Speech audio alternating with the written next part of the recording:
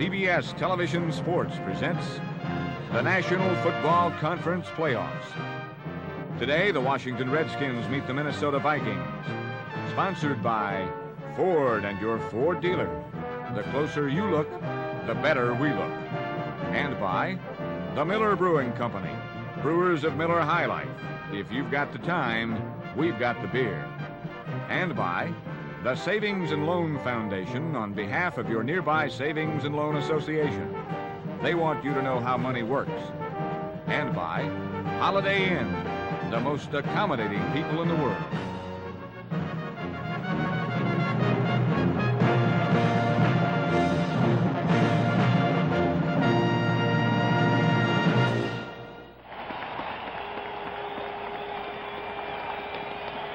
Welcome to Metropolitan Stadium in Bloomington, Minnesota for the NFC Divisional Playoff contest between the Washington Redskins and the Minnesota Vikings. I'm Bruce Roberts. We're having a veritable heat wave here. It's 24 degrees above. As far as the field is concerned, it's been covered with a tarp both this week and last. It's in fairly decent shape.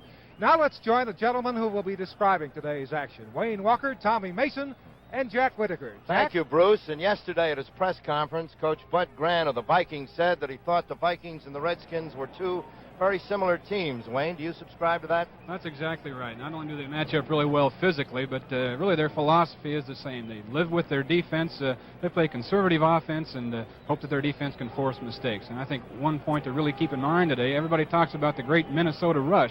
They've gotten to the passer 30 times this season, but the Redskins have got to the passer 53 times. And maybe one other little thing, the Washington quarterbacks, both Billy Kilmer and Jurgensen, are a little bit gimpy, and they could have some trouble today avoiding that strong Minnesota rush, whereas we know Fran Tarkenton can move around back there. How about offensively there, Tommy Mason? Jack, I think in order for the Redskins to succeed in this game and come out on top, they're going to have to establish their running game.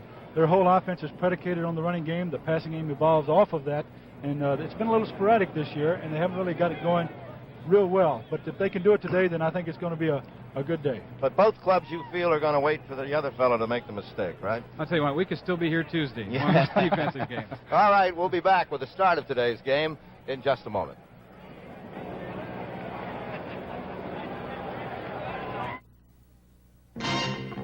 There are killers on the loose, dressed like cops, and they always use a magnum. There's only one cop around who can crack this case. They call him Dirty Harry. In 24 hours, Harry stops a robbery, covers a stakeout, and prevents a hijacking. Clint Eastwood is back, and this time his world is dirtier than ever. Magnum Force, rated R. Opening Christmas Day at selected theaters around the country. This is fiberglass insulation. John's Manville makes it. You know what it's worth to you? About $13 a month. That's how much money the right home insulation can save you in fuel. That's a lot of fuel. And with today's energy problems, that's more important than ever. Only problem is our story just keeps getting covered up. John's Manville, a good name.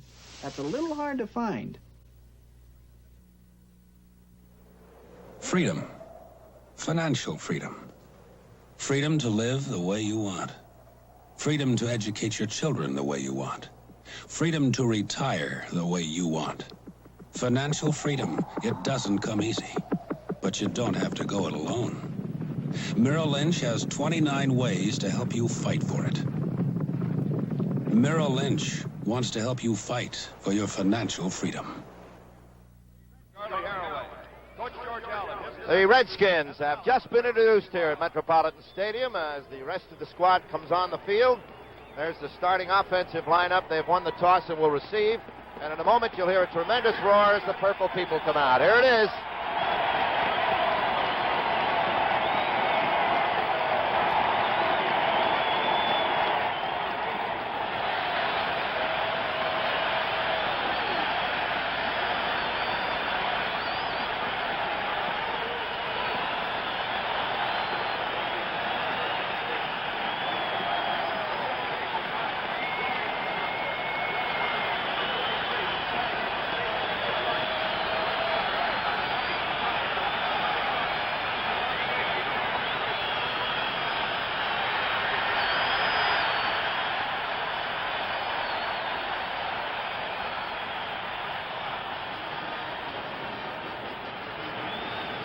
right, the Minnesota Vikings against the Washington Redskins. The Vikings, of course, have been in the playoffs before. They missed last year with a 7-7 record.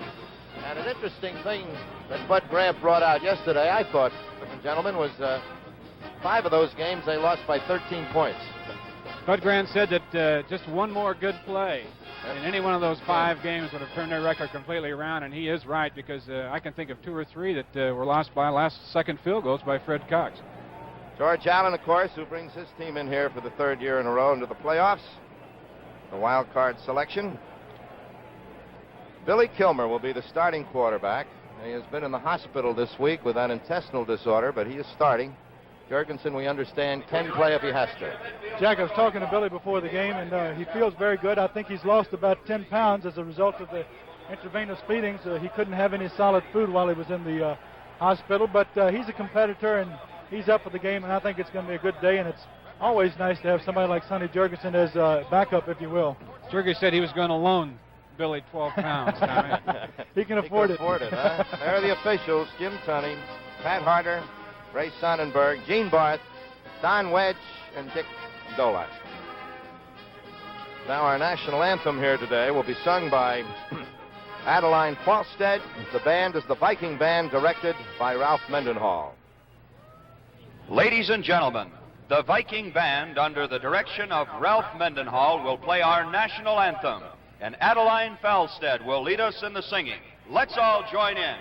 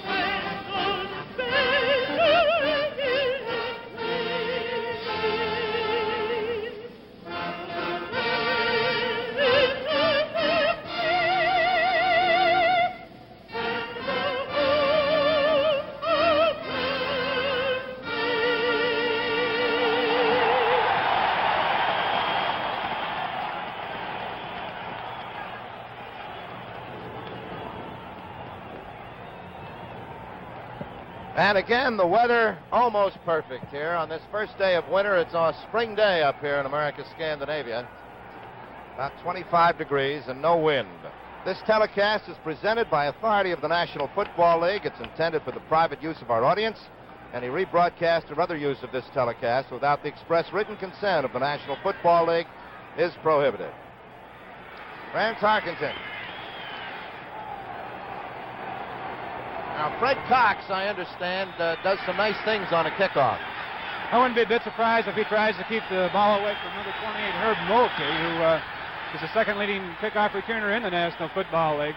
And Freddie will squib that ball a lot, and it'll end up in the corner. So let's see what he does with this opener.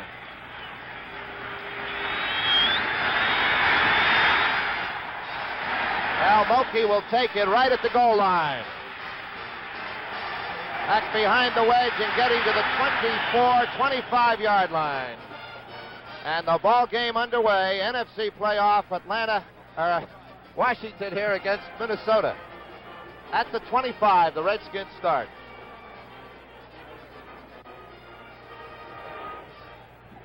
Marshall, Page, Larson, and Eller, the front four. Winston, Seaman, and Hilgenberg at linebackers as Kilmer brings them out. Haraway and Brown the back.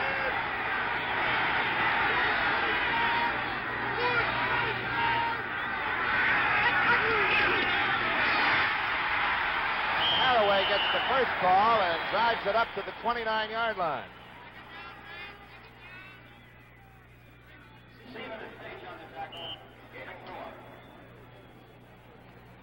It'll be second down and 6 as we watch the Minnesota defense spread out. Bryant and Wright are at the corners. Paul Krause and Jeff Wright at safety, second and 6. Jefferson in motion. Larry Brown for the first down as he gets across the 35 to the 36. You know, the Redskins have a fine pair of running backs with Brown and Haraway here. You see Charlie Haraway leading and making a nice block on the Hilgenberg, the linebacker. Larry pops right on through, and you can see the power behind him. You know, he only weighs about 195 pounds, Jack, but he's one of the strongest 195-pounders I've ever seen. That was against that right defensive side, Marshall and Hilgenberg on that one, and it's a first down for the Redskins. Kilmer.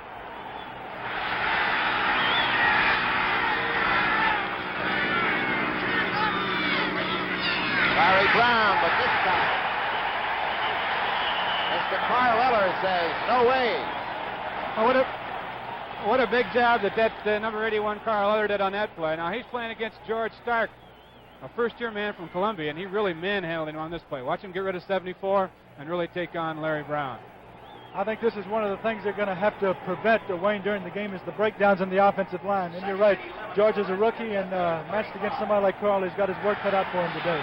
2nd and 11 from the 35.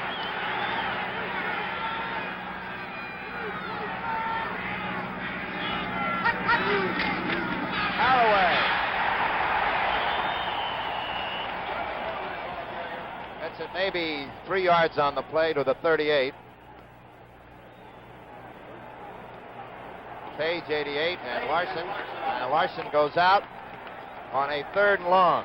And Bob Lurtzman, number 75, enters the game for the Vikings. They like to get him in here on these long yardage situations. They feel that he's a little bit better pass rusher than Gary Larson, number 77.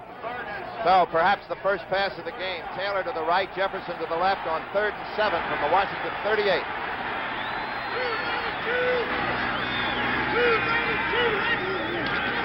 No. Larry Brown. Good pursuit, however, by the Minnesota Vikings, and Washington will have to punt.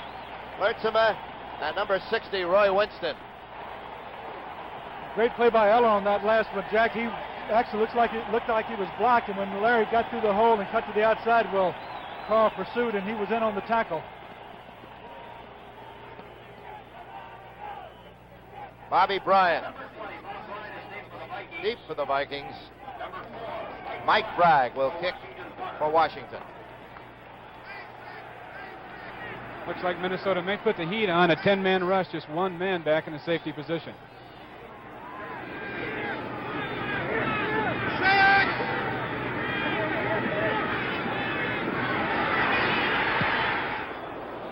Good high punt. Bryant, fair catch inside the 15. The 13-yard line. The Vikings have the football. So the Viking defense stops Washington on the first series. No score with 11:29 left here in the first period.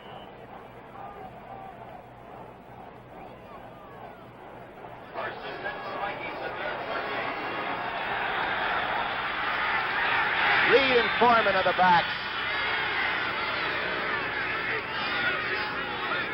Merrildale in motion. The fake, the pass out to Reed. Down the sidelines, out of bounds at the 21. Jack, I think we're going to have a real interesting matchup today with the Viking offense and the Redskin defense. Francis has always used his backs an awful lot in the patterns. And I think in Chris Handberger and Dave Robinson on the outside for the Redskins, you have two of the better linebackers in the league. I don't know of anybody that's more mobile than Handberger, and everybody in this area knows of Robinson's career prior to this year with the Green Bay Packers. So it's going to be interesting to see what he does to get them. 2nd down and 3 at the 20. Again, Dale in motion. Foreman across the 20, short of the first down at about the 22, I think. Biggs, Talbert, Brundage, and McDowell in that front four.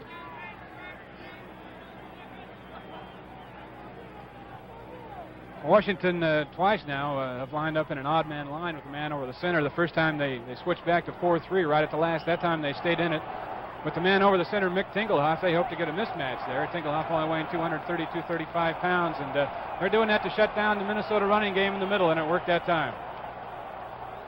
3rd and 1.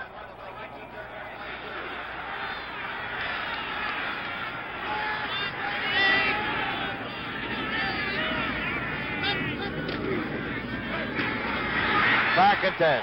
On 3rd and 1 to Gilliam, who's out there and can't pull it.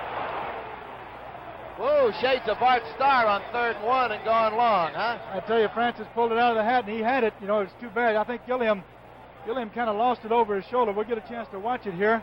You see him coming in like he's going to block, and this makes the defensive backs think that he's coming in to crack back, and you see Pat Fisher chasing him there. At this point, he's got to try to watch the ball and veer and adjust to the ball, and isn't able to do it. You know, those are the opportunities you hate to miss. Speedy Duncan for Washington. Eyeshide to punt on 4th and 1.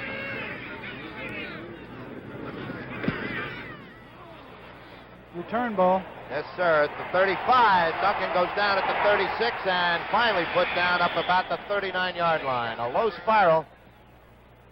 But Speedy Duncan lost his footing. Jack, the reason I say return ball is I think everybody, it was a very low kick, and everybody can't cover that one very well. Well, with 10 minutes and 20 seconds remaining in the first quarter, there's timeout with the score Washington nothing, Minnesota nothing. This Goodyear custom steel guard radial tire uses less gas than non-radial tires. But that's not all. Steel Guard also has these 5 guards to help protect you 5 ways. Flexible polyester cord, double steel belts, computer-designed tread to hold in the wet, cornering grooves, steel sidewall stabilizers. All these 5 guards, and saves gas too. The custom steel guard radial, only from Goodyear. The cost of carrying the things you need is always a part of the price you pay. So for Burlington Northern to carry coal to Chicago, or cornflakes to Denver, or freezers to Seattle cheaply, we have to be a modern, efficient railroad network. That helps hold shipping costs in line and helps hold down your prices. Burlington Northern, from the Great Lakes to the Pacific, from Canada to the Gulf. The better we get, the better it is for you.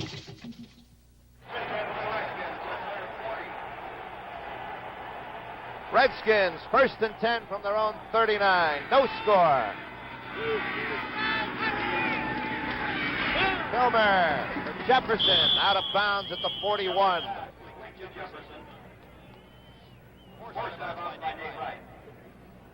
Most teams that have been successful against the Vikings this year have thrown a lot on first down. They try to avoid those 2nd and 8, 2nd and 9 situations, and off-play action and your short outs and those kind of patterns. Really good call against Minnesota defense. 2nd and 4 for the Redskins. Ball at the 46. So it's 2nd and 4. 2nd and 3.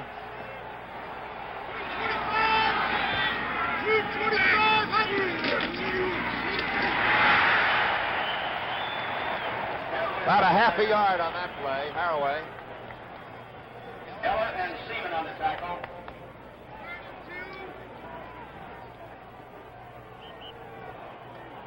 Third and 3 now from the 47-yard line.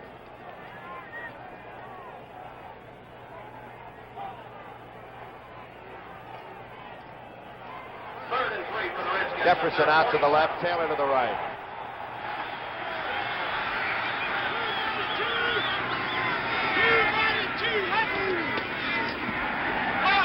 Taylor, the first down, and no, the ball stolen away by Seaman. And the Vikings come up with the first turnover of the game.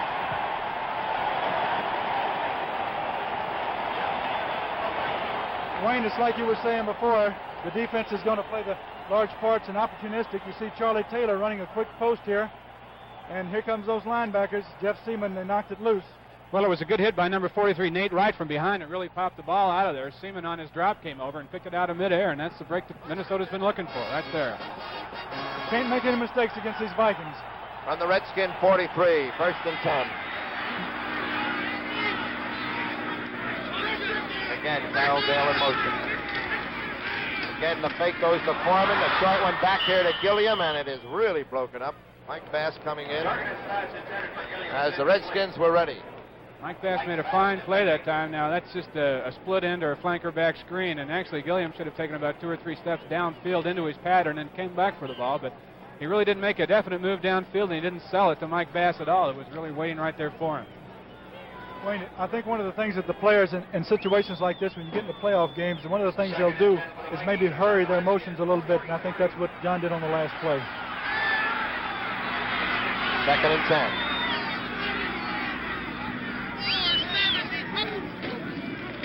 Foreman. Maybe to the 41-yard line. Myron Pottier, or number 86, Berlin Biggs, riding him there.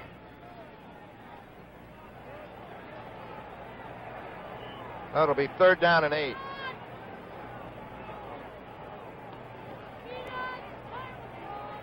Now we have Kenny Stone, the safety, in replacing Myron Patios, the middle linebacker. That means now that 5 defensive backs in the ball game for Washington. And they play this defense, I think, better than anybody, Tommy. I think they do, Wayne. They work the heck out of it.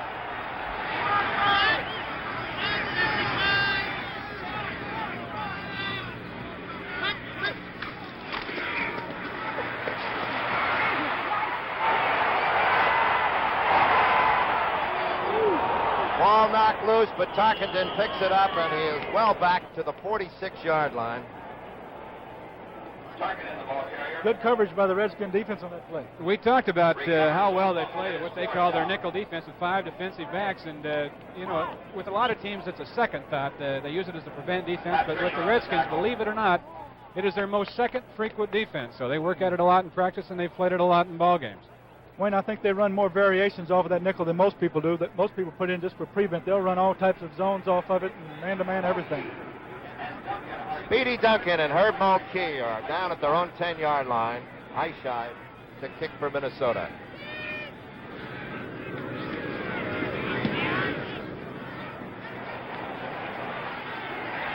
Four-yard line, Mulkey, and he is dropped inside the 15. Good coverage there by the Vikings, and the Redskins start on their own 14-yard line. So it's starting out to be that defensive game we thought it might be. 7 minutes and 42 seconds left here in this first period. No score.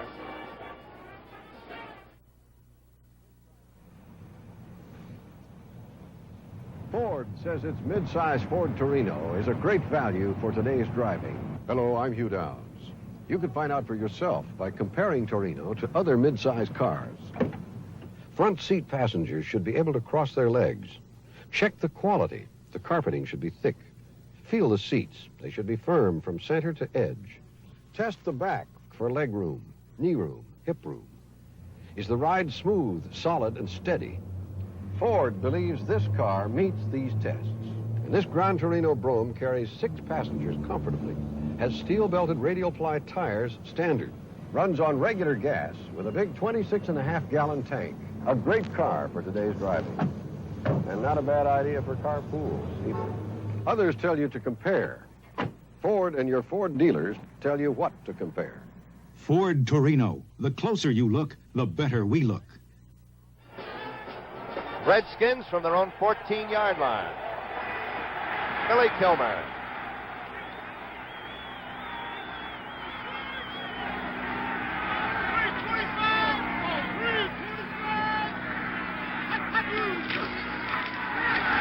Play action for Taylor. Almost. Paul Krause tipping it off. Pretty good throw by Billy that time, but I really think he might have made a judgment error because he threw right into the Minnesota zone. Nate Wright was rotated up, and he made the bump on Charlie Taylor, and then Paul Krause had the deep outside, and he was there. Well, we have 2 bowl games coming up here on CBS. Next Saturday, Missouri against Auburn in the Sun Bowl. That should be a good one. I think that second one we're going to have on New Year's Day, the Cotton Bowl between Texas and Nebraska, should be a dandy also. Right here on CBS. Redskins now 2nd and 10 from their own 14. Pitch out to Larry Brown.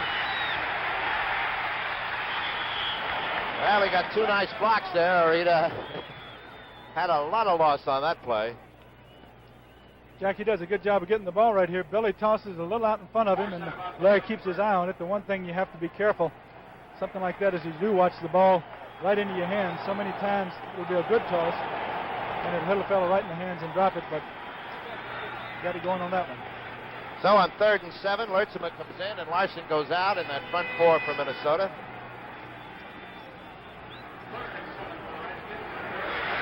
Jefferson to the right, Taylor to the left.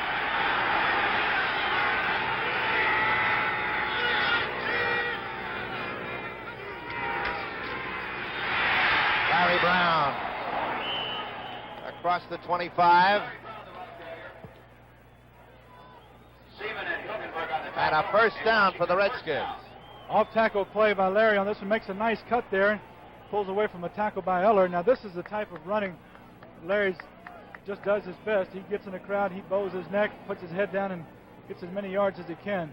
This is the type of ball control offense that the Redskins like to do. And if they're going to, as we mentioned before, if they can keep their running game going like this, they'll be in good shape. Second first down for the Redskins. They're at their own 27.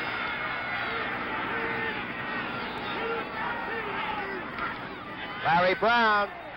A hole was there, but it was plugged up immediately by Winston. Really a good defensive play by number 60, Roy Winston, as he stepped in the hole and took on the guard, number 73, Paul Lavick, and still made the tackle. He's been around a long time, and I'll tell you what, I have a lot of respect for him as a linebacker. He has good ability, and I think probably his strongest asset is his ability to stay on his feet at all times. About a half a yard on that, so it's second and a long 9 now.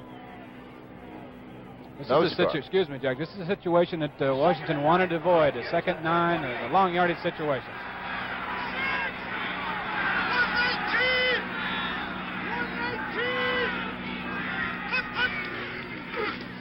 Larry Brown, and again, Brown gets the first down. Say Washington first down. We've got sort of a cross action here.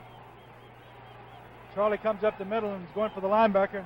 Larry comes around, nothing real fancy about it, but you don't really find fancy runs in the Redskin defense. They don't do any of the flea flickers or anything like that, although they're capable of it. Hard running. I think this, if their offensive line has a good day, as it looks like they're going to have, well, should be okay. First down from the 39.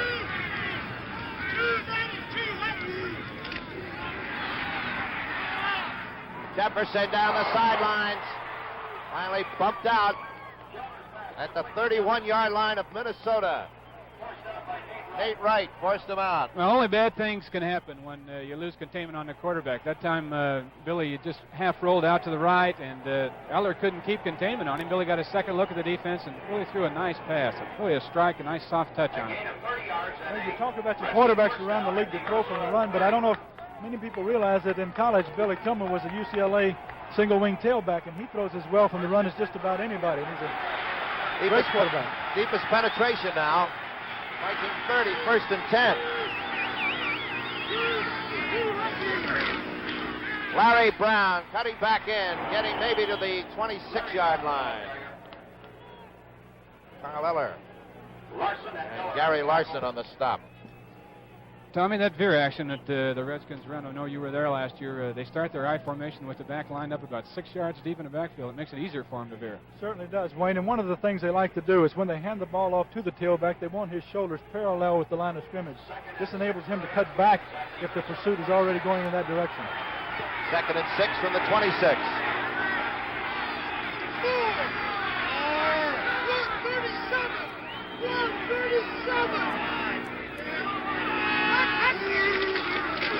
Haraway. Charlie gets it down to the 21, close to a first down. Jeff Seaman, you bet. Bud Grant calls him the best middle linebacker in the league right now against the run. Let's watch him. He had a blitz on that time as he took on number 87, Jerry Smith. The weak side linebacker, Wally Hilgenberg, also blitzed, and it was Seaman that pulled down Haraway. 2 tight ends in now for Washington on this 3rd and 1.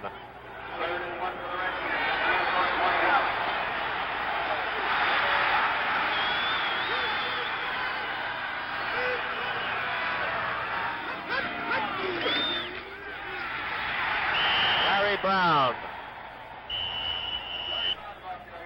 We talked about the overshifted defense to shut down that middle running. That was the first time that the Vikings have been in an odd man line, and it looked like it may. Well, it is the first down, but they played it tough in the middle that time, and that's the first time we've seen an odd man line from them.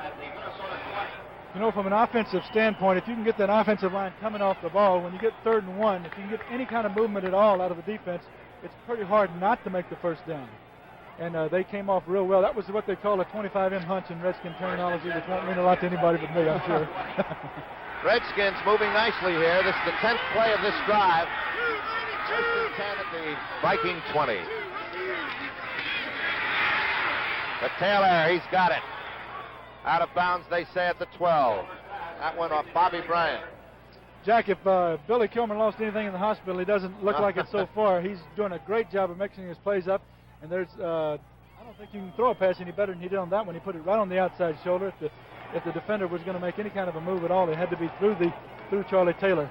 And he's throwing to a great receiver in Charlie Taylor also. And about the only thing that might affect Bill today would be fatigue. Right. In the latter part of the game, it may become a factor.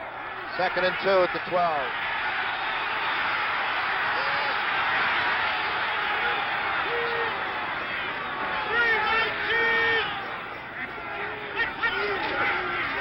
Larry Brown following Haraway, getting across the 10-yard line, and very close to another first down. Yes, it is. 1st and goal now for the Redskins. Wayne, I want to ask you, what is it that makes a defense that much meaner when you get inside the 10? You know, they let you run around in between the 30s and everything, but once you get around the goal line, everybody gets kind of nasty down there. You know, Tommy, really, when you talk about it, most offensive teams have a tendency to tighten up their splits in the line, and it just jams the defense in there. 1st and goal from the 9, the 12th play of this series.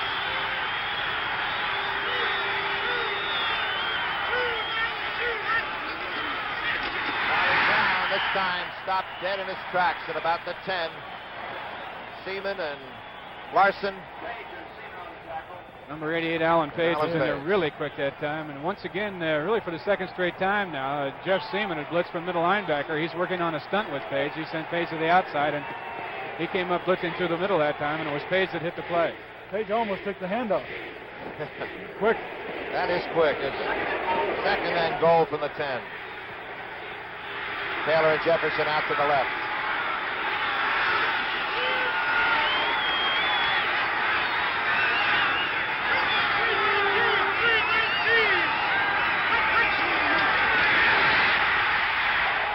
And the ball deflected and almost then intercepted by Krause. Intended for Larry Brown over the middle. Billy might really have pulled the string on that pass, because I think just as he was going to release it, he saw Larry Brown slip and fall down there about the 5-yard line. So Billy might have been trying to hang on to that ball a little bit longer. Although we're all having good weather, the field is a little bit hard around the edges and down near the goal lines. And I don't know if it was wet or what, but as you mentioned, Wayne, Larry did lose his footing on the play. 3rd down and goal from the 10.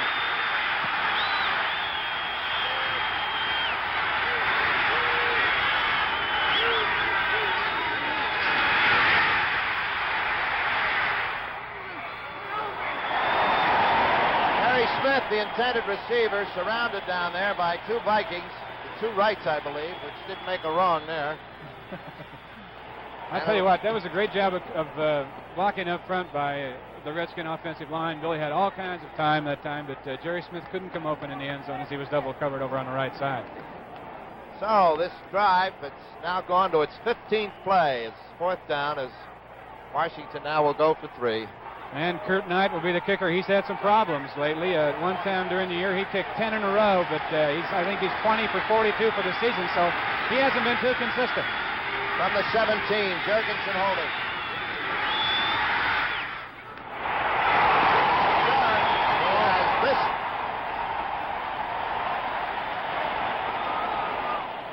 And Kurt Knight has missed it from 17. And Washington comes up empty here. With 1 minute and 50 seconds left, there's still no score. You know, when we first got married, we spent more money on camping equipment than we did on furnishing our apartment. Yeah. But we won't live like this forever. That's why we opened a savings account at a savings and loan. We picked a savings and loan because we found that they finance most of the homes in the country. When we find the house we want, our savings will be our down payment. Well, we figure, why not start out with people who can help us get all the way home? Right. Your savings and loan wants you to know how money works.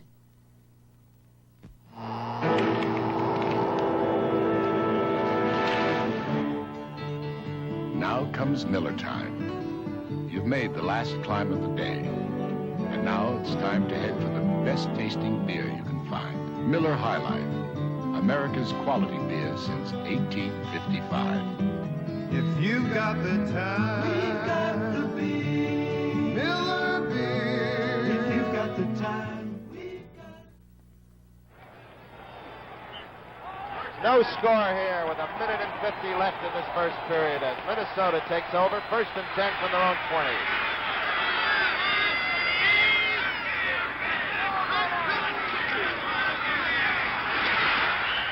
He gets it out to about the 22.5-yard line. Carl Eller on the Minnesota bench. They had kind of a long stay in there the last time, Jack. I think the drive of the Redskins came from the 14, and they had a 15-play drive, which is really unusual against that Minnesota defense.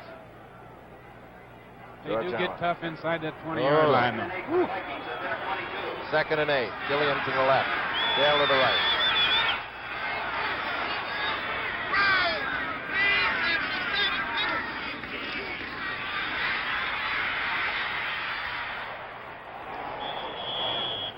Well, tremendous good pressure there by the Washington defense. Well, Francis, as you see there, number 10, tried to fool the Washington left linebacker Dave Robinson that time by bringing Oscar Reed all the way across the formation on his screen. But Robbie's been around a long time. He saw him sneaking through, and he was right up there in the middle of it. Well, in 2 weeks, CBS will resume its NBA television broadcast Sunday, January 6th.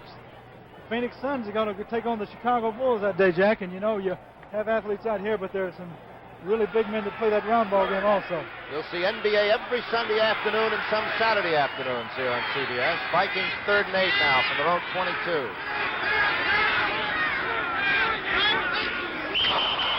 Ron Yary busted off sides.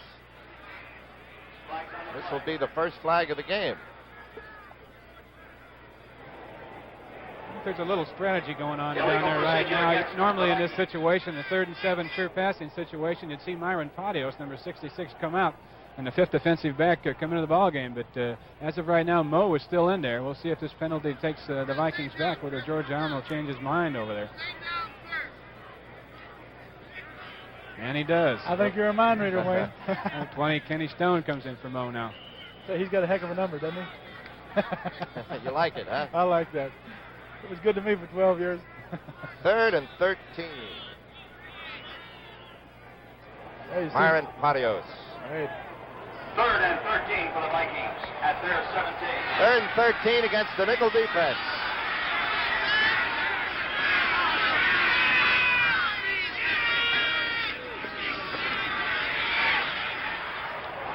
Stu White, the intended receiver, but Pat Fisher and Kenny Houston sandwiched him.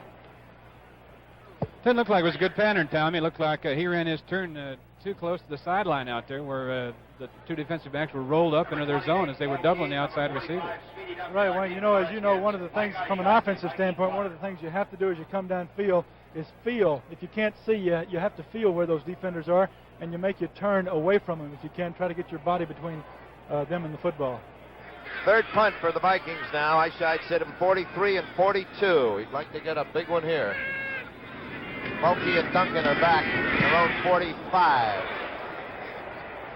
Speedy Duncan hit immediately and dropped at the 43. First man down there was number 43, Nate Wright. Duncan on the return. Tackled by Dinglehop.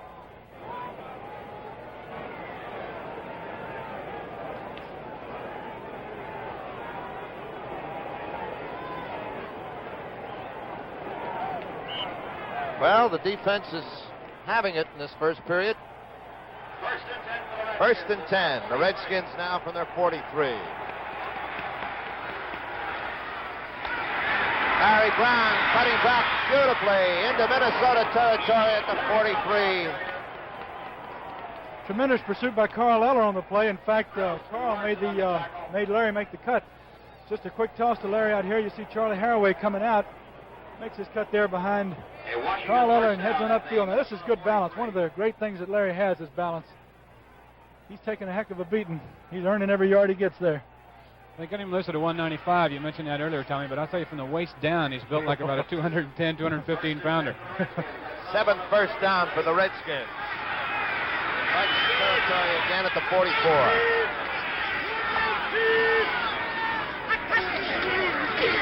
Haraway trying to go off the left side.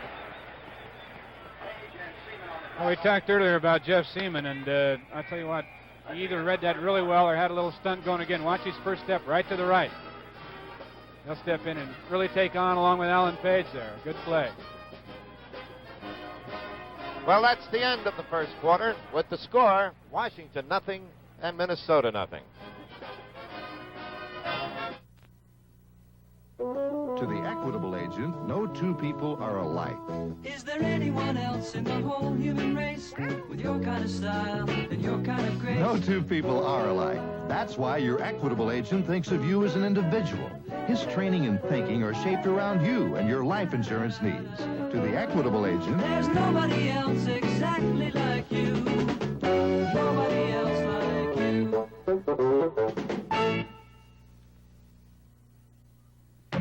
If you were thinking about replacing the tires on your American car, remember this.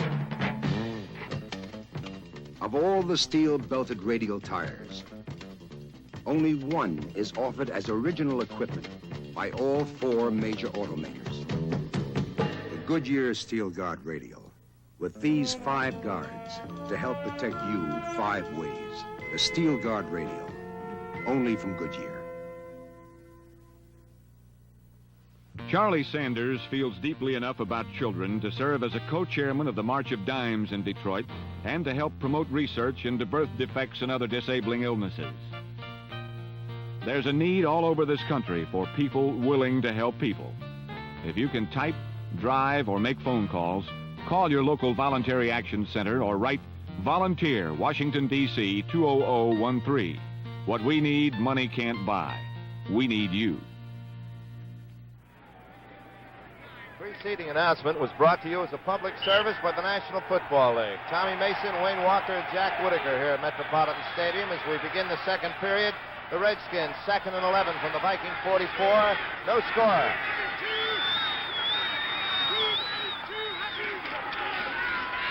Larry Brown with a 41. 3 yards there, so it'll be 3rd and long. The Vikings, 12 yards offense in that first quarter. The Skins, 126.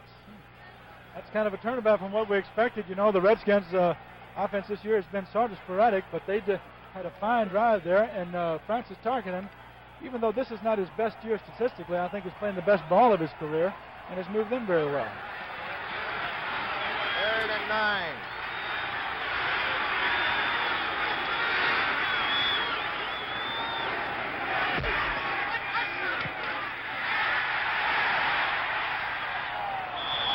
No, incomplete.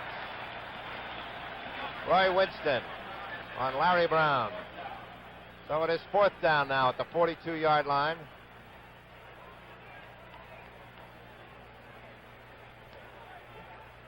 Jack, maybe they figure if Kurt Knight can't make it at 17, he can make it at, 47 almost. Or wherever it's going to be. 49, I think. He has already missed one from 17 yards. Jurgensen to hold it at the 49.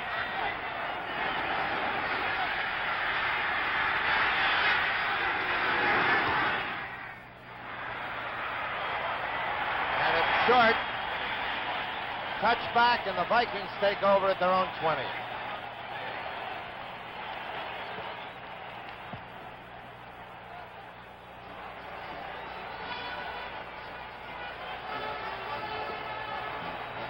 Once again, Kurt Knight, 22 out of 42 now, and as we mentioned earlier, he made 10 in a row at one time during the season, so he's really fallen on hard times lately.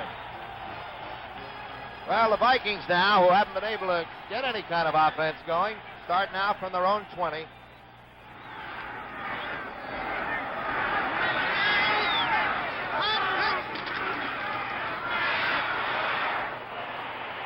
And the Redskins still playing tough. Oscar Reed runs into Biggs, and it's a loss of 2 yards back to the 18. Osborne in there with Reed in the backfield now.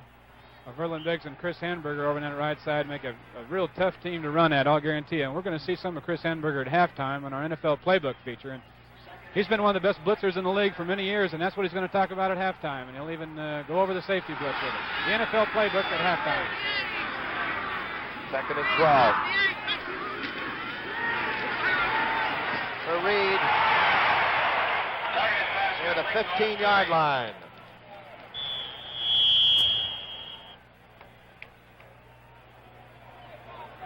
Followed very closely there by Dave Robinson. Robinson and Fisher on the tackle. Fisher shaken up on the play. And Pat Fisher has been shaken up on the play. Tough little man, that's remarkable. I tell you, Jack, he's about 5'10", weighs about 175 pounds, and you might guess he would be any number of things except a football player. It's amazing. This is his 13th year in the league. Oh, Fisher shaken up here. It is 3rd down and 6 now for the Vikings at their own 24-yard line. No score.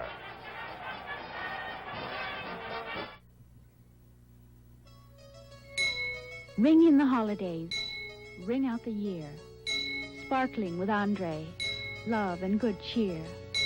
Take Andre home for the holidays. Andre for the holidays.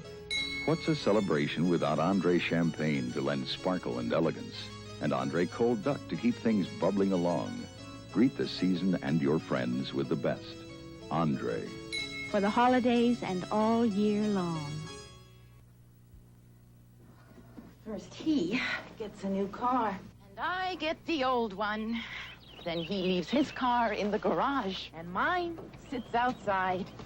And now I have to give him a start. I know what I'd like to give him. What, dear? A Die Hard of your very own. Dear. The Sears Die Hard. Ask the woman who owns one. Sold only at Sears. Here's the play on which Pat Fisher got hurt on. Can't tell really now. Watch number 89, Robbie, coming over on the tackle, and it really may have been Robbie right here that falls on Pat, and you bet he does right there. And it, I don't want to diagnose or anything, but it looks like it probably could have been a rib injury. Now he's up. We have the two Redskin trainers in the Redskin team position, Pat Palumbo, out there taking care of him.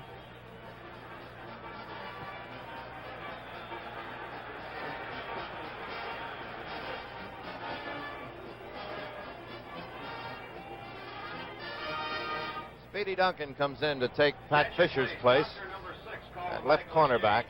Doctor number 6 called a medical exchange. 3rd and 6 for the Vikings from their own 24.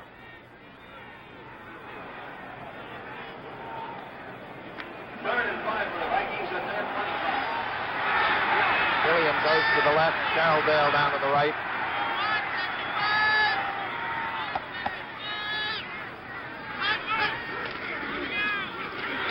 Reed. And Hamburger slowed him up. Robinson fell on him. First down. Really a good call this time by Francis, and the reason it worked, watch the draw play work. Watch the big upfield rush by number 86, Berlin Biggs, and it was easy for Grady Alderman to kick out on him and left really a large hole for Mo Patios, number 66, to come over and fill. I think that's a new play in the Viking repertoire. I haven't seen him run that this year, and it looks like it might have been put in to take advantage of that pressure that you were talking about, Wayne.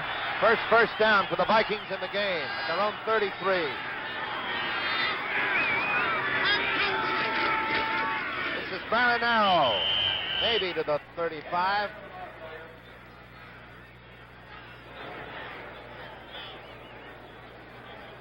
Dyron Talbert getting up last there.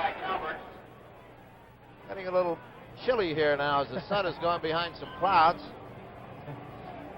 You know, this time of the year, Jack, you could almost call this a Minnesota summer.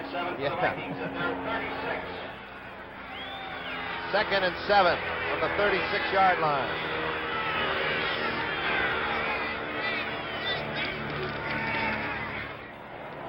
Collected by Dyron Talbert.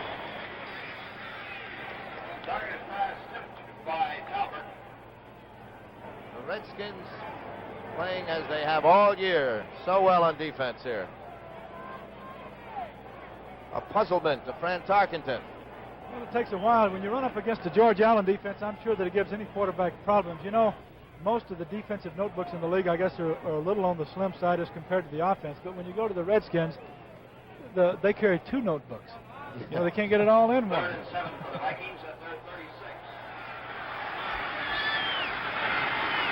Nickel defense for Washington on 3rd and 7 for the Vikings. He's got Reed wide open. The 14-yard line. And Sparkington beat the 5 defensive back defense.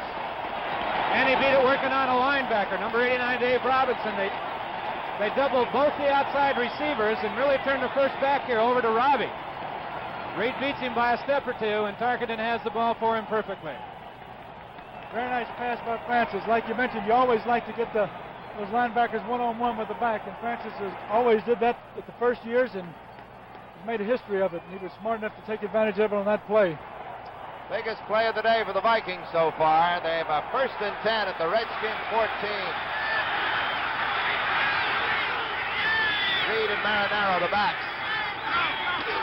Oscar Reed. Yard or 2. Byron Talbert on the stop. Ball at the 12. Well, on Sunday, January 20th, the CBS Sports Spectacular returns with a diversified schedule of events. The first 2 weeks, 25 of the greatest heavyweight championship fights in history. Tommy says he's too young to remember most of those fights, but I'm looking forward to seeing Dempsey and Willard again. You remember that one, don't you? Right. That's how it's starting off right here on CBS on January 20th. For Gilliam, and I don't know whether that was the best part of Valor because Mike Bass was right there. Good coverage on the play.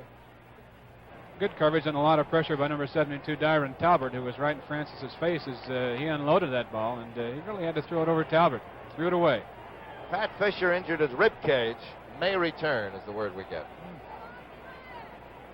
One thing, I think the longer he stays out, the harder time he's going to have returning, Jack. You know, on a cold day like today when the muscles get stiff and everything, it's very, very difficult to get the circulation going again. 3rd down and 8 for Tarkenton. And a situation where he likes to slip backs out of the backfield. Brundage chasing him.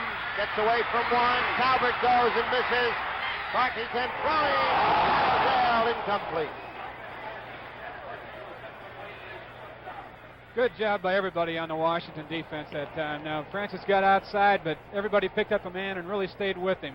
We had linebackers covering the backs out of there, and nobody was really open. He never really had anybody to throw to that time, and that's the toughest part with a scrambling quarterback. You just have to find somebody in your zone and clamp him because you never know when the guy might stop and come to him. The Skins did it well that time. Fred Cox, 21 for 34 this year. Krause to hold at the 19.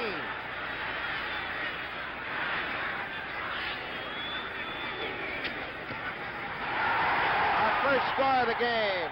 Minnesota drawing first blood. 19-yard field goal by Fred Cox has put the Vikings out in front with 10 minutes and 16 seconds left to play in the second period. Minnesota 3, Washington nothing. Fred Lipscomb makes a career out of helping people in Juneau, Alaska. When your car is insured by State Farm Mutual, he's one of 11,000 State Farm agents everywhere who provide prompt, personal service. If you live in Juneau and run into trouble, he can help you. If you run into trouble somewhere else, just check the yellow pages. Just like a good neighbor, State Farm is there.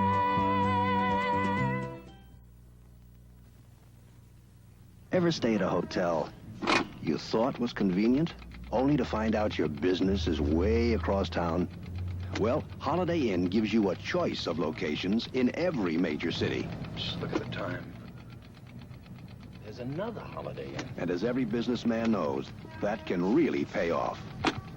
You're late. What kept you? The traffic was murder. Should have stayed at the Holiday Inn. Get closer to your business with Holiday Inn, the most accommodating people in the world.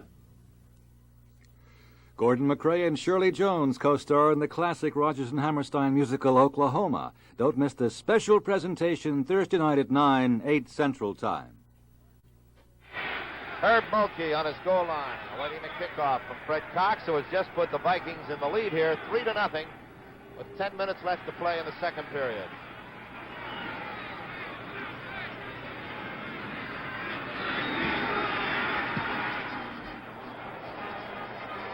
Oh, splendid kick. At the 15 and out to the 31-yard line. Mulkey. No, it's good field position, but for a while there, it looked like that might be a very good kickoff for the Vikings. Fred's really good at that. He's probably the best in the league as a kickoff man, is moving the ball around. He can put it in either corner on you, and he wanted to keep it away from number 28, Mulkey. The Redskins from the 31.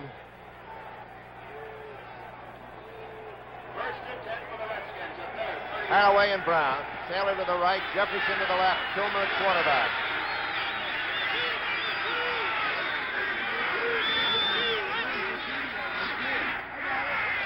Quick out to Jefferson. Bryant pushes him out of bounds at the 34-yard line, 3 yards.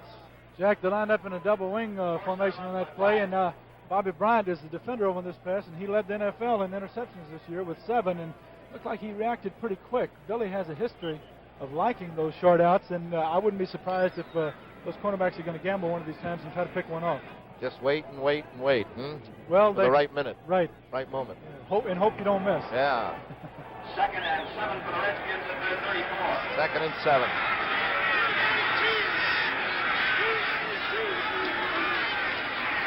Larry Brown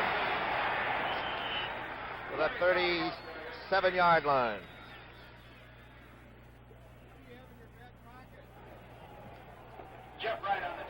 George Allen. You know, Jack, you watch George and you watch him stroke his chin and straighten his cap, and he has these mannerisms during a game, and he looks like a baseball coach sending a signal down to the batter. He's not a bit nervous, though, is he, Tommy? No. 3rd down and 4.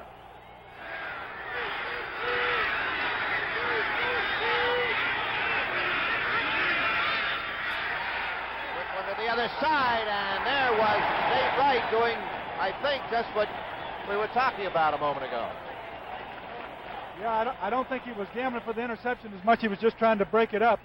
But he did a good job on it. The ball was thrown just a little on the high side. Roy really doesn't drive him downfield that much, and well, hit him in the hands.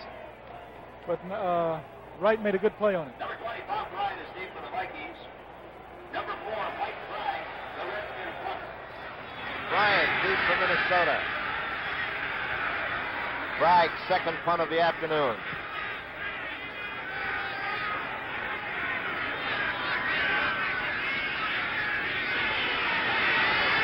Almost blocked. I don't know how he missed it, Jack. Well, it was Wally Hilgenberg, number 58, who busted up the middle, and if he missed it entirely, I don't know how he could have, like Tommy said. He may have gotten just a little bit of it. Because the kick wasn't that good. It's at the 37-yard line, 36.5-yard line of Minnesota. Well, one of the things the Redskins have done better than I think anybody else in the league is special teams, and that's really out of character for them. They usually protect their punter and their kickers very well.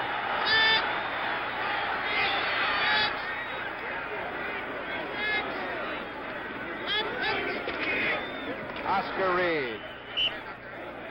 Maybe 2 yards. Now, Chris Hamburger, we talked about earlier. Now watch him use his finesse here. He's not too big, 210, 215. He moves around, stays active, and watch him step in and take Oscar Reed on. And we talked earlier that he'll be featured at halftime on the NFL playbook, and he'll talk about blitzing from the linebacker position. 2nd and 9 for the Vikings at their 2nd and 8 from the 38-yard line.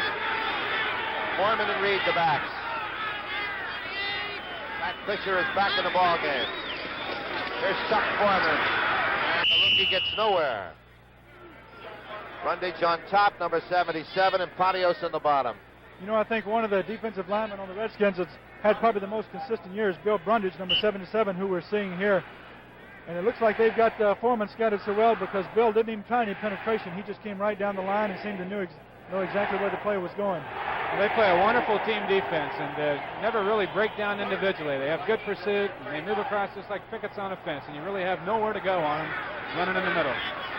3rd and 7.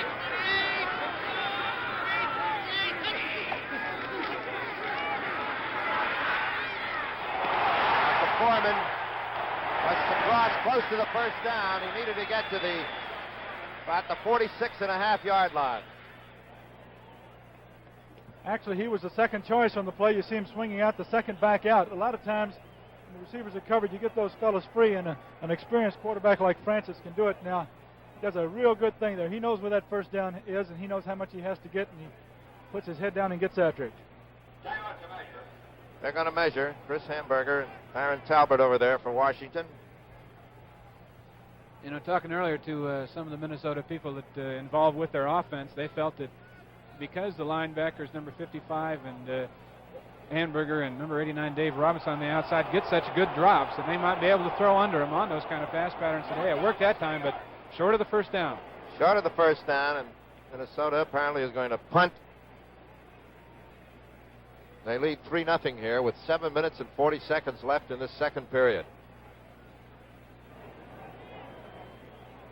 Speedy Duncan. Pat Fisher back in action.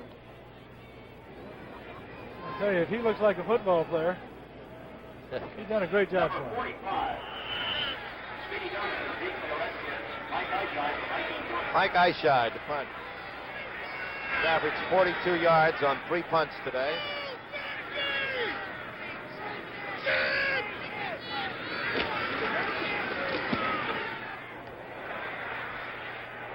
Oh, great coverage here, and Duncan goes nowhere. Shot down at the 19. Boy, there was a purple blanket coming down there. Well, tomorrow, of course, we have the Los Angeles Rams against the Dallas Cowboys in a big one. It's going to be a big one, Jack, at Dallas, and it's going to be on their home field. They're coming the last part of the year. As you know, the Rams whipped them early in the season with a tremendous performance by Harold Jackson. Who you picking, Tommy? Oh, geez, I'm flipping the coin. Dallas has got a lot of momentum going in, but the Rams have had a fantastic year.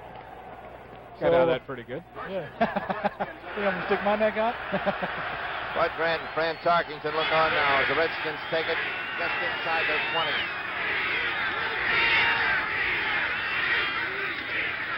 Haraway.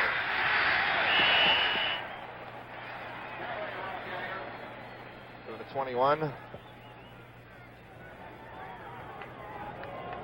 Page and Larson on the tackle.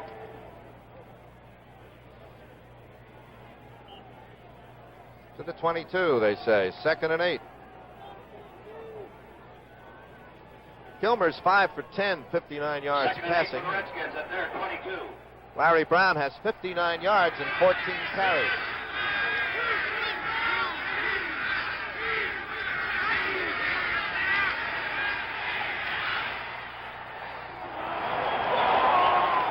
There's a flag down. Pass interference against the Minnesota Vikings. And they call it on number 23, Jeff Wright. And I'm really not sure, but now this might be a unique penalty because they could have called him over there for face guarding. I know there was some contact made, but the ball might not have been in the air. But as he turned around, he may have been face guarding over there. Wayne, I think he was trying to cover Jerry Smith on the play, and they initially had what the Redskins call a straight, where the tight end goes out about a 2-yard deep pattern, 3-yard deep pattern out in the flat, and Billy couldn't get it to him, and Jerry just turns upfield, as experienced receivers will do. And I think Wright was a little bit behind him and was just kind of hanging on and gave him a little extra shove while the ball was in the air, and that's a no-no. 1st and 10 at the 26 for the Redskins.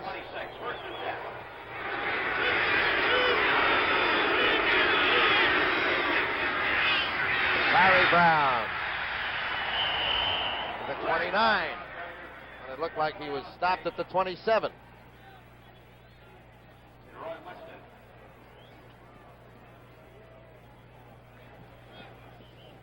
It's 2nd and 7.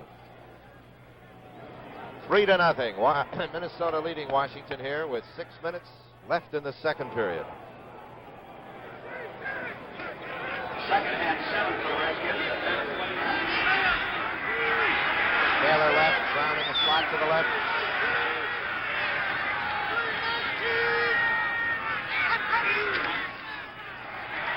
Haraway for a first down up at the 37-yard line. You know, Jack, Charlie Haraway gets left out sometimes in the mentioning of the backfield, but you see he's proved his worth through the years, and he's makes a tremendous run right here. Good blocking by John Wilbur and Lynn Haas on the play. I tell you, that offensive line of the Redskins is just doing a tremendous job. When you run up against a defense like the Vikings have, and you can move the ball as well as they've moved it, even when you have great backs like you do, doing a tremendous job up front.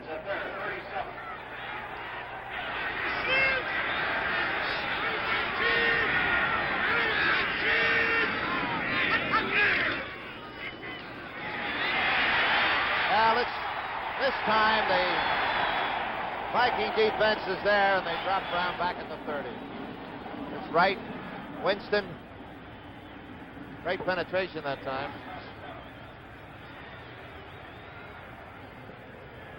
That'll be 2nd and 17 from the 30-yard line. Well, the defense is supposed to bend but not break. Is that it? That's what they're doing today. Yeah, that's exactly right. They're making drives, but they haven't scored on it.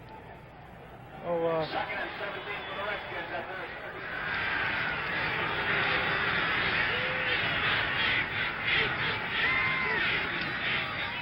30. Pitch out to Larry Brown, getting him outside. Bryant misses the shot.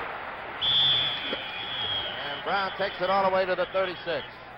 Two things I'd like to point out in that run right there. And Jim Marshall did a fine job of taking down the interference, watching with Haraway and with the tackle right here. He forces it back. Now, watch this hurdle by Larry Brown. Tell me I thought that hurdling in the open field was illegal. Never if you do it as an offensive player, Wayne. It is. It's supposed to be a, they got Joe Kapp here a few years ago, was a quarterback, and that was almost his trademark. When he'd get out running the football, he'd jump over the defenders, and it was a seldom used rule. And I think that George Allen dug it up when we played them and were beat by them.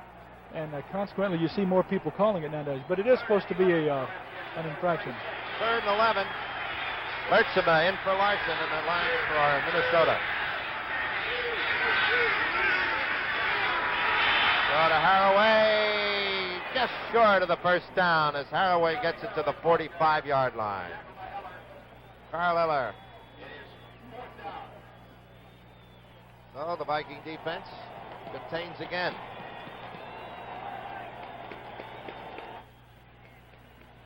See Billy Kilmer saying we almost had it. He's doing a good job of mixing his plays up. I think he's trying to keep the defense off balance, and you get in the passing situations like he just had then. He's running the draws, and I guess that's as good a way as any to attack this Minnesota defense since they have so many strong personnel over there.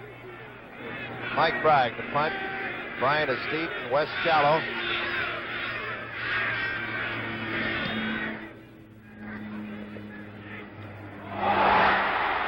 Redskins football at the 20-yard line. And again, the special teams of the Redskins, the opportunists, cash in. Jack, the last time these two teams met, I think the difference, or one of the big differences, was in the special teams. Now you see Bobby Bryant comes over and tries to handle it, but can't hang on to it. And I would, and you see somebody there kissing him hello as he comes down the field. Redskins have good coverage on that play. They probably spend more time on special teams than any other team in the league, and it pays off for them. Bob Brunet covered the ball. The Redskins at the Viking 21.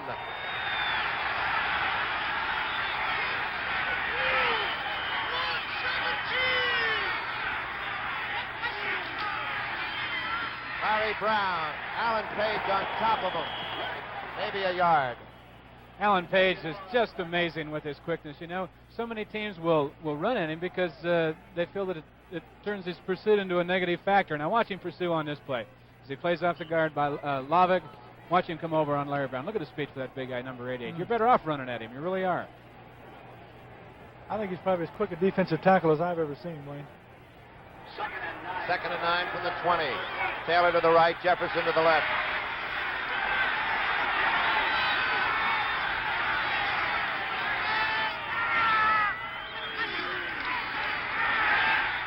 Yes, sir. Charlie Taylor inside the 5 at the 3.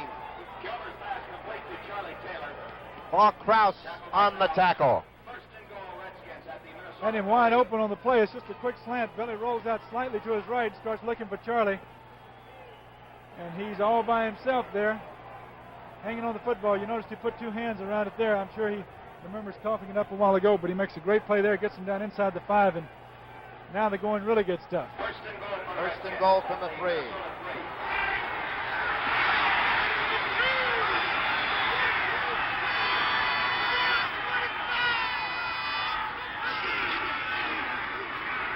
ground. Touchdown.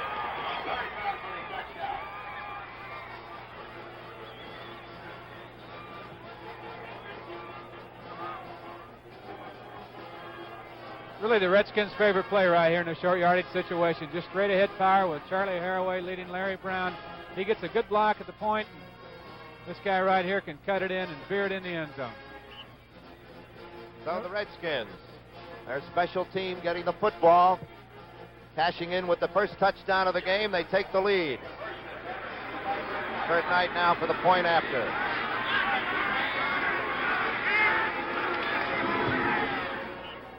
Yes, sir. This one is right through. So the Redskins, with 2 minutes left to play here in the first half, have taken the lead 7-3 over the Minnesota Vikings. Here she is, the finest you can buy. How do I know? I made them by hand. Took me 12 days. For you, a bargain at $80. Now here we got the opposition. Fair of double knits at $20. Their secret, a great fit. And I hate to admit it, a lot of pant for the money. What am I wearing? You've got to be kidding. I know a great buy when I see one. Farrah slacks, $10 to $30. Next best thing to tailor-made. Maybe better. That date with Cheney. Your first big interview. The class reunion. Funny, seems like those times when you really wanted a good close shave. Your old double-edged razor gave you a nick or cut. We understand. That's why we made the Wilkinson Bonded. An edge of incredible keenness is locked in a unique protective shaving head. The Bonded blade shaves you closer. The head helps protect you from nicks and cuts. The Wilkinson Bonded. The closer shave doesn't have to hurt. Washington 7, Minnesota 3. We have 2 minutes left. Gilliam and West now are deep as we look at George Allen, who feels a little bit better now than he did several minutes ago. There's West, number 40, and Gilliam, 42, to his left. Kurt Knight. The kickoff.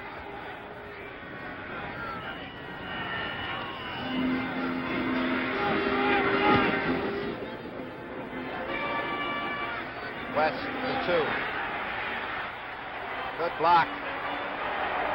Turns the corner, gets it up across the 25, out at the 27-yard line. Good return by Charlie West. You know, he was signed a Major League Baseball contract before he was ever a rookie here, Jack, and went to camp, and I guess just didn't really have quite enough for the Major Leagues right off, and came on and reported to the Vikings and figured that he would rather play Major League football than wait a while and play Major League Baseball. Tarkenton has 1 minute and 53 seconds left in the half from his own 27.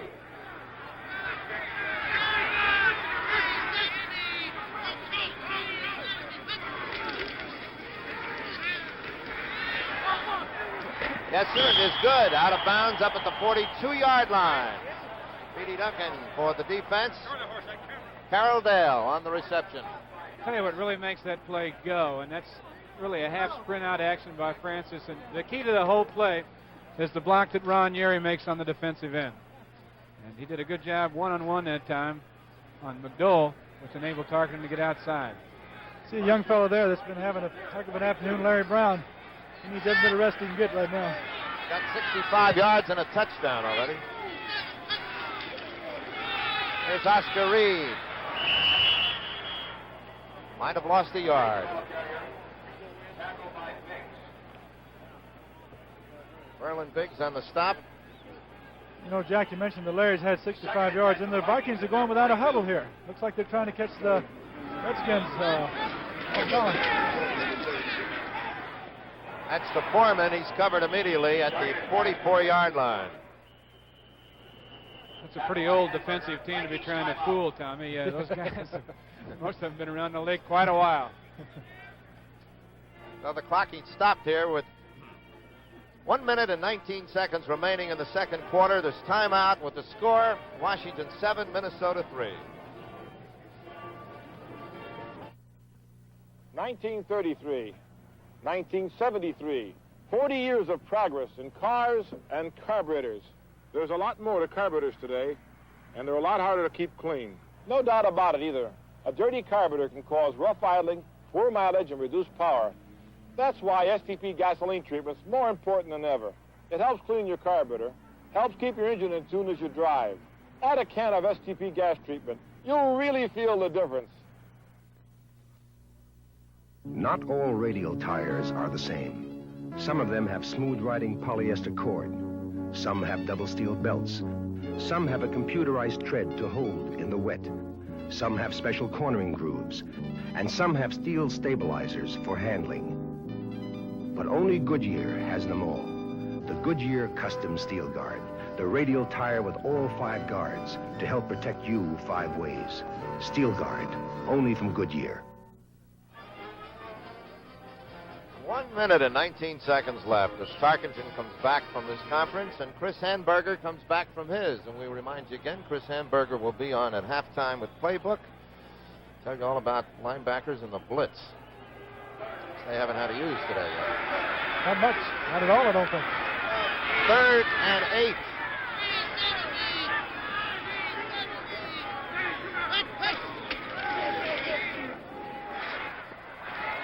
Yes, Carroll Dale at the 40-yard line of the Redskins.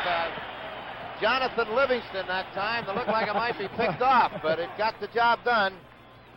I tell you what, there's Carroll Dale, number 84, and I think more than anything, he probably runs his patterns with more intelligence than any receiver in the league. Now, that time he probably had a post pattern called.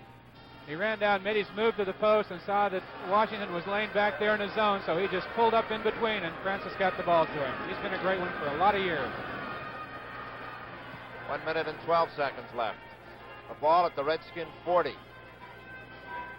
Tommy, it's so important for those receivers and backs to be able to read the defense themselves along with the quarterback as they come out of the backfield.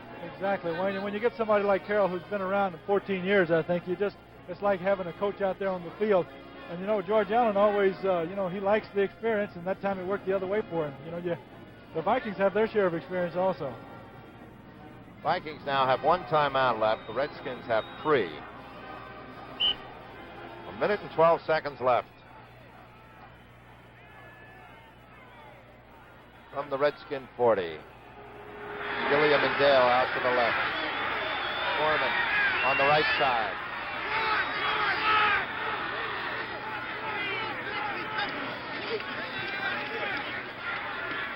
Foreman over the middle. Still on his feet. They're going to stop his progress at the 26. Clock is moving at 1 minute now. Timeout is called. With the clock at 1 minute. I think it's an official timeout. And here we see Foreman coming across the middle. He was a receiver at Miami. And Francis is calling the audible on the line of scrimmage right here, Jeff. From the 26. Well, that'll stop the clock. 47 seconds. Chuck Foreman is a tremendous running back. It's been a great asset for them their first years, giving them what they call a breakaway threat as a runner. But he also adds another dimension as a receiver. If you can have a back coming out of that backfield that catches as well as he does with his background as a receiver at Miami, well, it puts a lot of pressure on the linebackers. Wayne, I think you'd be very familiar with something like that. I remember a guy that used to play for Minnesota. His number was 20. One year he caught 9 touchdown passes coming out of the backfield. Tommy? Well, you got to make a living some way. Try to stay away from you guys. Washington now into the 5 defensive back defense on 2nd and 10 from the 26, 47 seconds left.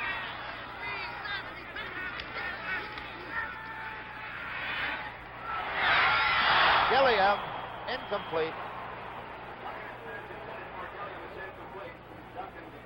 Well, that's his second drop of the day, and you're not going to find him dropping too many passes. He's just been a super performer for the Vikings since they got him from St. Louis. Number 42, John Gilliam. Wayne, interesting on the last situation. Looks like they had Speedy Duncan, who is not a normal defensive back, and they had him in single coverage on John Gilliam, which is kind of a dangerous situation, wouldn't you say? I'll tell you, Gilliam, he was giving him plenty of room, though, Tommy. Gilliam, of course, as you just saw on our screen, averaging about 21 yards a catch, so I think you're safer playing him with a little cushion, and Speedy was doing the intelligent thing. Well, he got him shut out today. John hasn't caught one. 3rd and 10 now.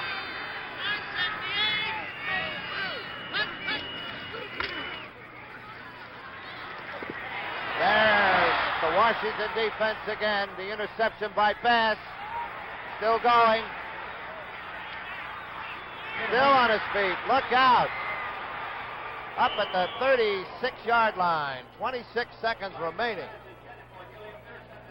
Mike Bass.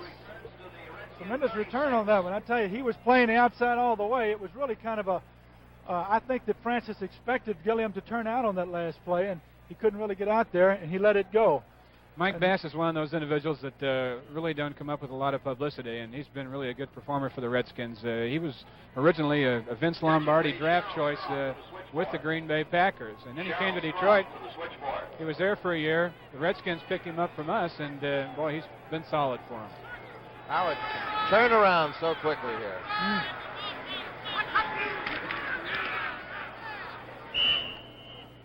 So instead of 7-6 or perhaps even 10-7 at halftime, it looks as if we're going to go in at 7-3 with the Redskins leading. 14 seconds, they're letting the clock go. You know, Jack, we've talked so much about momentum, and this has got to send the Redskins in the halftime on an up note, which is didn't look like that way just a couple of seconds ago. There it is. That's the end of the first half with the score. Washington 7, Minnesota 3.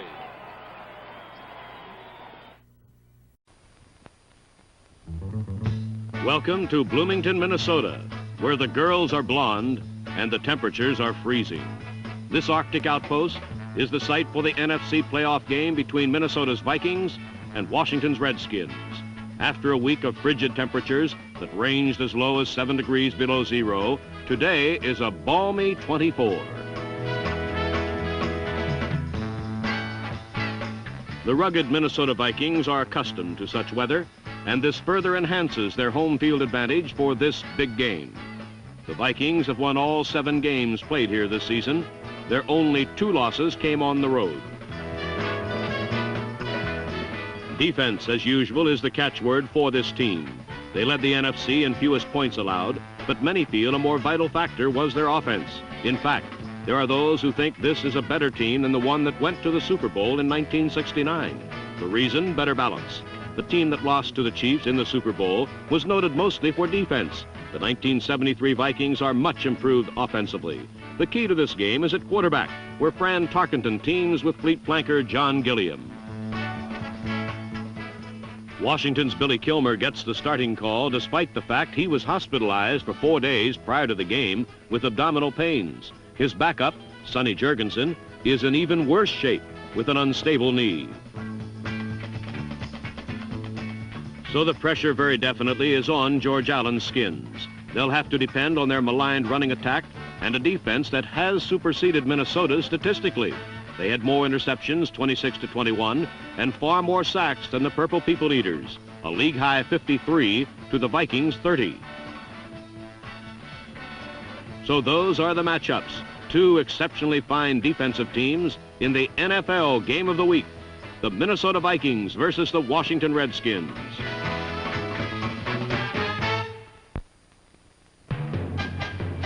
As expected, defense dominated the game in the early going as neither team did much to move the football.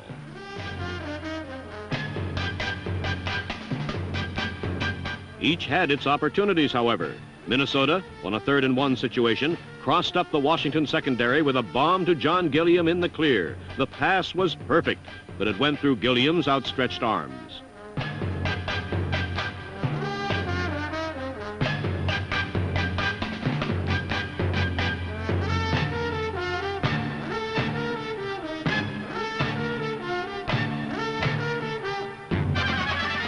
Washington had a turnover when Charlie Taylor took a Kilmer pass, then had it stripped away by number 50, Jeff Seaman.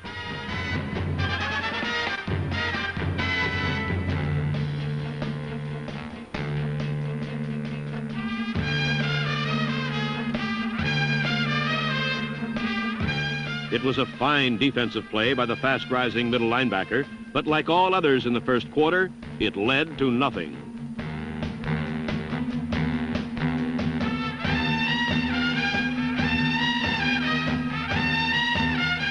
Washington did have one long drive in the first quarter. It began with a touchdown-saving deflection by Minnesota's Paul Krause.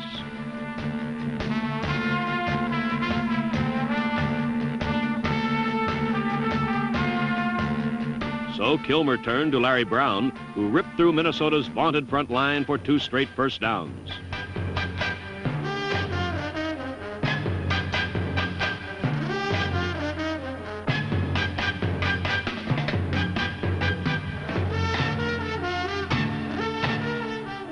Then Kilmer returned to the air lanes with Roy Jefferson going 30 yards deep into Minnesota territory.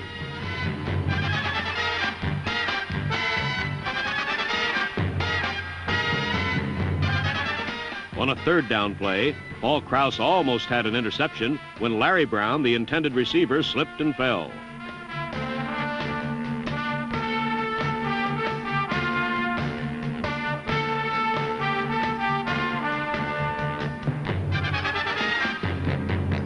From the 17, Kurt Knight's field goal attempt was wide, and Washington's long drive and the game's first period ended scoreless.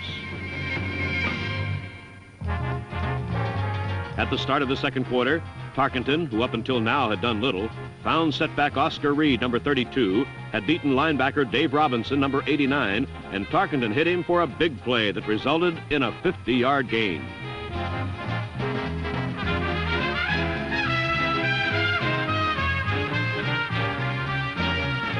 This is just the type of play that Tarkenton is famous for pulling off, and it's just the type that George Allen's Redskins usually prevent.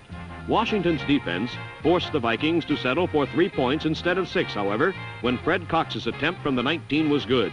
Minnesota had broken the scoreless deadlock 3-0. Late in the period, with first Seaman, number 50, then Kilmer directing traffic, Washington's offense got a break.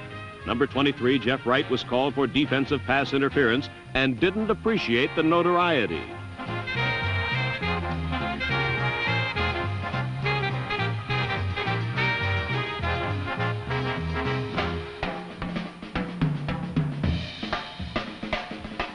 But the Viking defense got even by throwing Larry Brown for a large loss on good pursuit by linebackers Winston, number 60, and Seaman.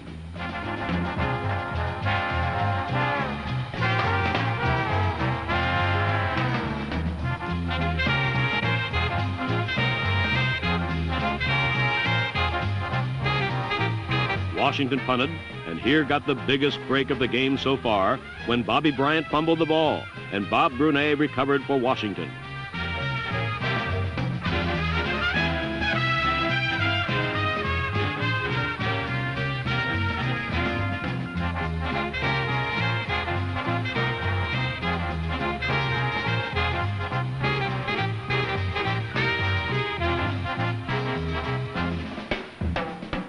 Allen's teams are notorious for capitalizing on the breaks, and they quickly did when from the 20, Kilmer hit Charlie Taylor on a pretty pass over the middle, good for 17 yards.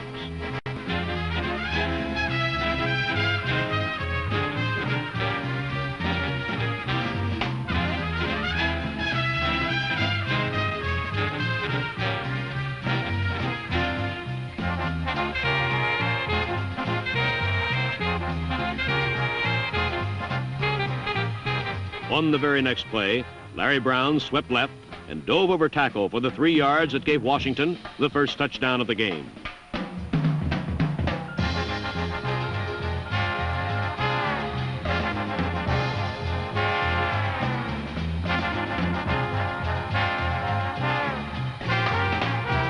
A repeat from our end zone camera shows it was a screen block by number 31, Charlie Haraway, on the safety that enabled Brown to dive for 6 points.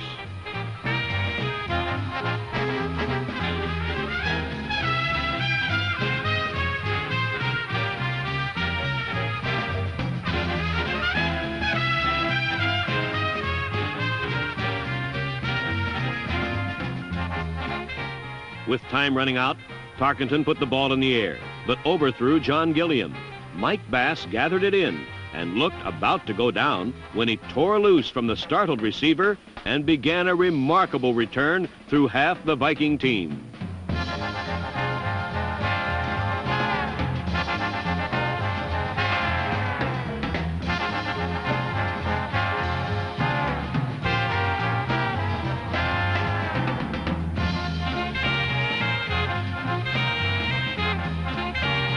The half ended with Washington controlling the ball and the tempo of the game, 7-3.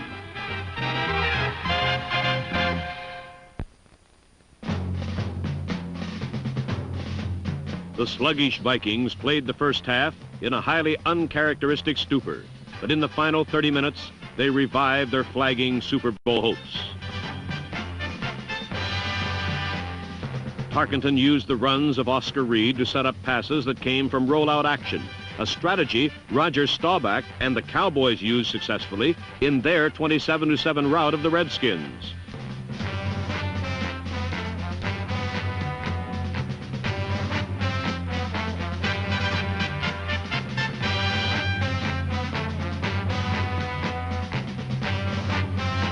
With it 3rd and 2 from the Washington 48, Reed turned a routine run into one of the most startling plays of the 1973 season.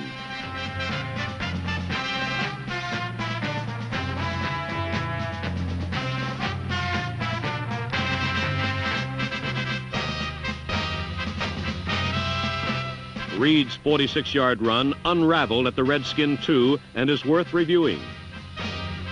Once past the line of scrimmage, number 32 was afforded no help from his teammates, and it was a combination of Reed's individual brilliance and shoddy Redskin tackling that set up Minnesota in sight of their first touchdown.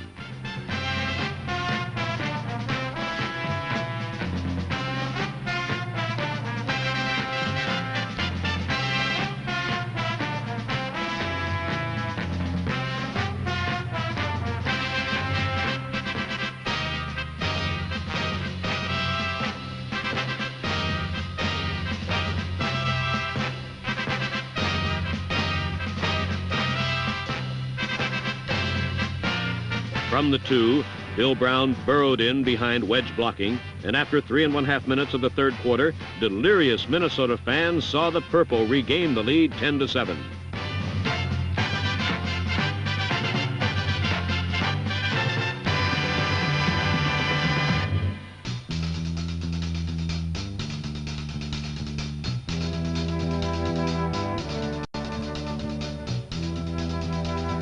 The gritty Redskins dug down deep in their reservoir of toughness. They had bent, but they would not break, and their resolve to win was mirrored by Larry Brown, whose receiving and running moved the Redskins inside the Minnesota 50.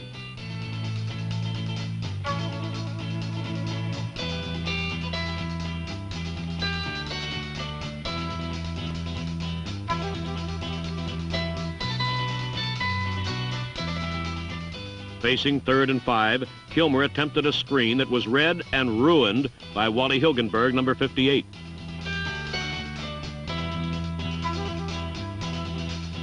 Hilgenberg's play ushered in Kurt Knight, and from 52 yards away, the luckless place kicker finally found his foot and booted the Redskins into a 10-10 tie.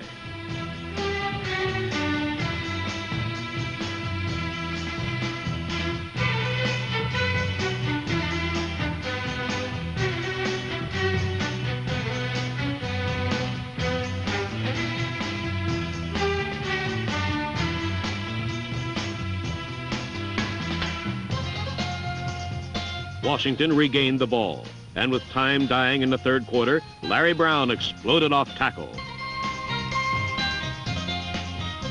Only an arm tackle by outside linebacker Roy Winston, number 60, separated Brown from a much longer gain. With the Vikings bunched up inside, Brown accelerated outside on the very next play for more prime yardage.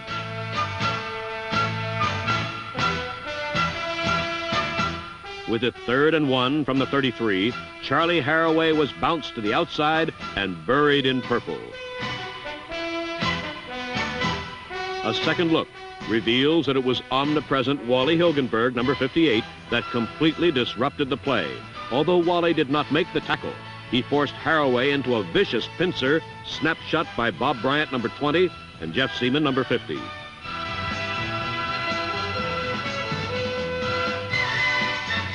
The 2-yard loss choked off a splendid Redskin drive as the third quarter ended. On the first play of the final 15 minutes, Kurt Knight's 42-yard field goal was true, and Washington regained the lead 13-10.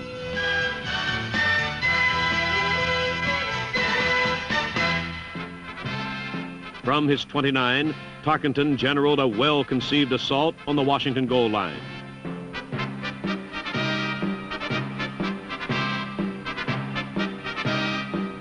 Tarkenton used the running of Chuck Foreman to open up the passing lanes. First, Fran dumped a short toss underneath to sure-handed Stu Voigt. Then he threw a swing pass to Reed.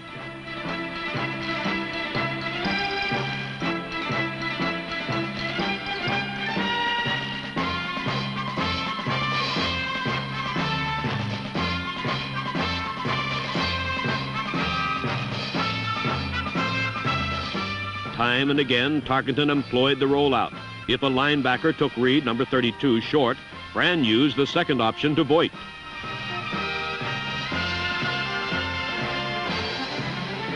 After nickel and diming Washington, Fran finally cashed in with a well-disguised bomb to John Gilliam.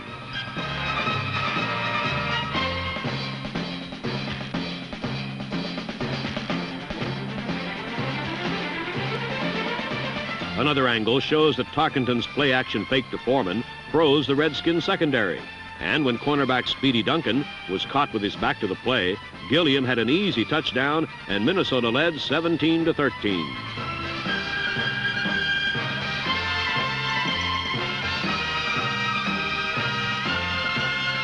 When Kilmer attempted to swallow up yards too quickly, he choked on the bones of the Purple Gang's zone defense.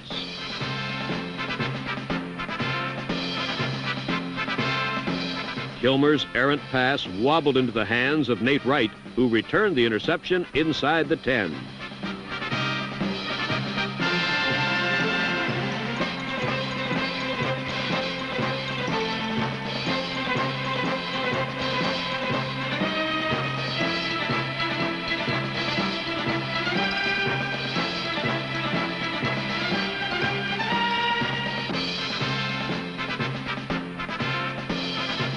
With its second and goal, the Tarkenton to Gilliam combination clicked for the second time within 2 minutes, and Minnesota built a seemingly insurmountable 24-13 lead.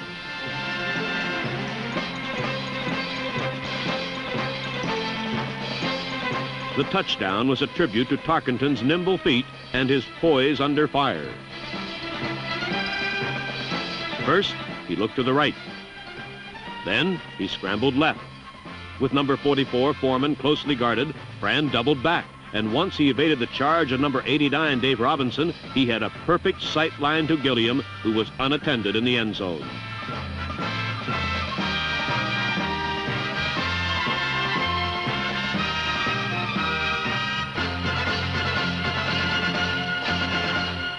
Minnesota owned an 11-point lead, and while Washington weakened, the Vikings seemed to grow stronger on each successive play.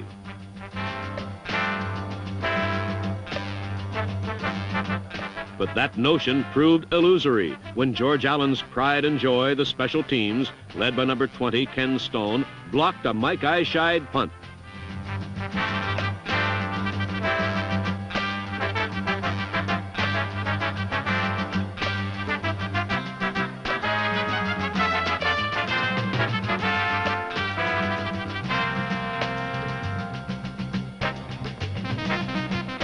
Finally, Washington received the gift that always seems to turn a game around for them. Billy Kilmer translated the big break into 7 points on the very next play by hitting Roy Jefferson dead in stride for a touchdown.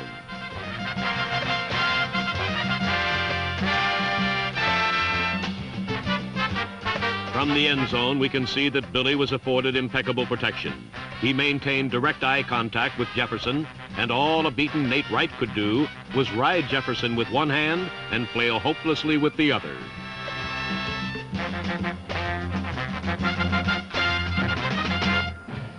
With only a 4-point cushion, Minnesota tried to eat away the 5 minutes left on the clock.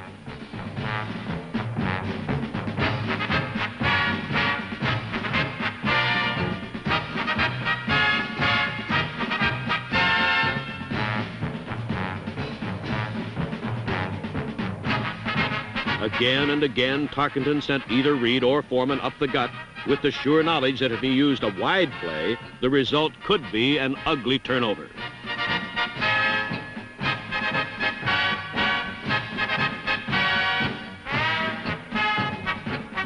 With it 3rd and 6 on the Washington 49, Tarkenton connected with rookie Jim Lash with a clutch first down pass.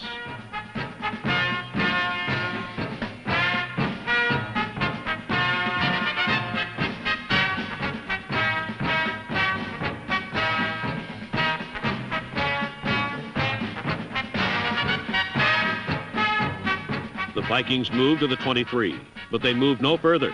So Fred Cox kicked them into a 7-point lead, 27-20. With only 1:36 remaining, all Washington could hope for was a miracle and a sudden death playoff. First, Kilmer connected with Charlie Taylor for 19 yards. Then he screened to Charlie Haraway for 6.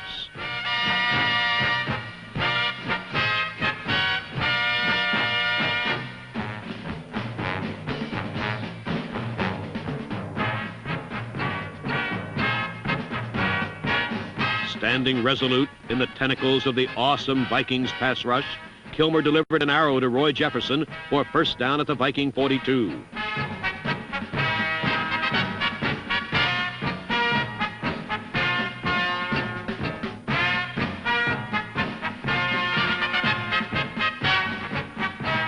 On second down, with but 34 seconds remaining, Billy sidestepped disaster, rocked back on his heels, and threw up a prayer that mercifully ended up on the ground and not in Paul Krause's hands.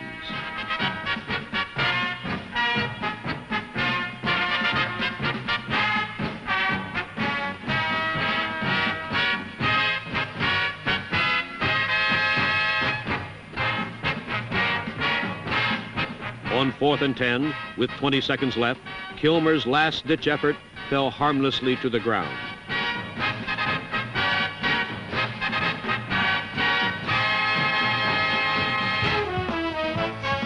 The string was played out. The magnificent and courageous comeback hopes were dashed.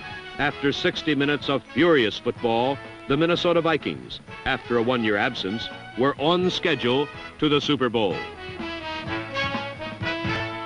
For the 3rd straight year, the Redskins' lofty ambitions floundered on the rocks of defeat. But for Billy Kilmer and the rest of George Allen's grand old men, they had much to be proud of. They had played well. The Vikings had played just a little bit better. For on this gelid Saturday in Bloomington, Minnesota, the old 40 for 60 chant was alive and well. The Icemen had cometh.